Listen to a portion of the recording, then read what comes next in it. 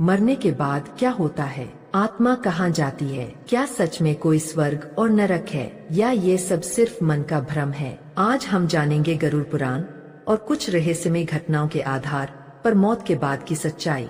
हिंदू शास्त्रों के अनुसार शरीर नश्वर है लेकिन आत्मा अमर। जब कोई व्यक्ति मरता है तो उसका शरीर मिट्टी में मिल जाता है, लेकिन आत्मा शरीर को छोड़कर अपने अगले गंतव्य की ओर बढ़ती है। यह आत्मा अपने कर्मों के अनुसार निर्णय की प्रक्रिया से गुजरती है, जिसे कहते हैं यमलोक की यात्रा। गरुड़ पुराण के अनुसार मरने के बाद आत्मा को 16 दिनों तक धरती पर ही रखा जाता है। इसे प्रेत योनि कहा जाता है। 17वें दिन से आत्मा की यात्रा शुरू होती है। उसे यमदूत अपने साथ लेकर यमराज के दरबार में ले जाते हैं, जहां उसके पूरे जीवन के कर्मों का लेखा जोखा खोला जाता है और फिर होता है फैसला, स्वर्ग मिलेगा या नरक। स्वर्ग कोई सुनहरी महल वाला स्थान नहीं, बल्कि एक ऊर्जा क्षेत्र है, जहां आत्मा को प्रकाश, शांति और दिव्यता का अनुभव होता है।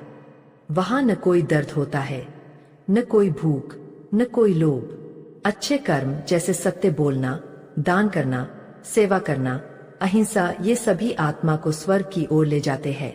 लेकिन वही जिसने जीवन में अधर्म किया, हत्या, चोरी, धोखा, अत्याचार, उसे मिलती है नरक की यातना।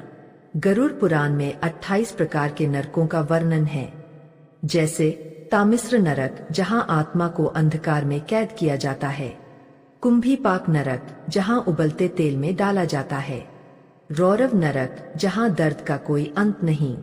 यह कोई कहानी नहीं, यह चेतावनी है। कई लोगों ने क्लिनिकल डेथ के दौरान अजीब अनुभव बताए हैं, जैसे रोशनी की सुरंग देखना, पूरे जीवन की झलक एक पल में दिखना और एक असीम शांति का अनुभव।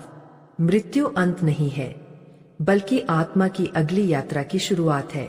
मात्र आत्मा देह से निकलती है, जिसे 2 यमदूत आकर पकड़ लेते हैं। उस आत्मा को पकड़कर यमलोक ले जाया जाता है। इस दौरान यमदूत उसको नरक में मिलने वाले दुखों को विस्तार से बताते हैं, जिसे सुनकर आत्मा चीखने और चिल्लाने लगती है। यमदूत उस पर दया नहीं करते और उसे आगे ले जाते हैं। नमस्कार दोस्तों, आप सभी का हमारे चैनल पर स्वागत है।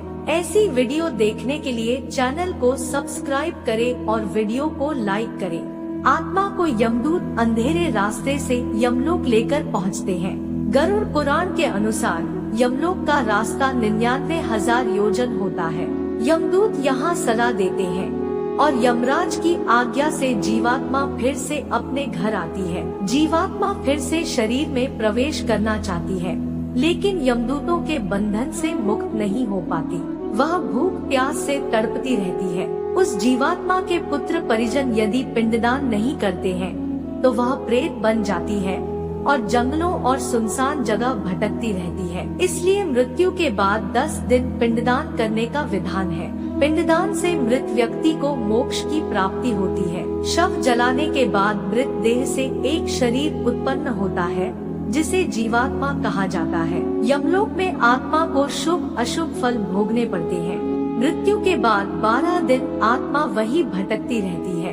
13वें दिन आत्मा को यमदूतों द्वारा पकड़ लिया जाता है। यमलोक का रास्ता वैतरणी नदी छोड़कर 86,000 योजन है, जहां 47 दिन तक चलकर आत्मा यमलोक पहुंचती है। इस तरह एक मृत्यु के बाद एक आत्मा 16,000 पुरियों को पार करके यमराज के लोक यमलोक तक पहुंचती है और वहां पर आत्माओं के अच्छे और बुरे कर्मों का लेखा जोखा देखा जाता है। इसके बाद उन्हें दंड दिया जाता है।